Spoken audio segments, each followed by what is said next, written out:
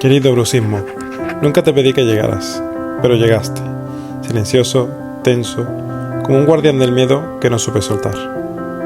Me apretaste la mandíbula para recordarme todo lo que no me decía. Me hiciste rechinar los dientes cada noche, como si el cuerpo estuviera gritando lo que mi boca callaba. Durante años pensé que eras el enemigo, que tenía que vencerte, anestesiarte, bloquearte. Pero entendí que no eras un castigo, eras un mensaje. El mensaje de un cuerpo que se había cansado de resistir, de una mente que no sabía cómo desconectar, y de un corazón que ya no sabía cómo soltar. Hoy ya no te odio, te escucho, porque cuando aprieto los dientes, descubro todo lo que llevo dentro. Y es solo entonces cuando empiezo a sanar.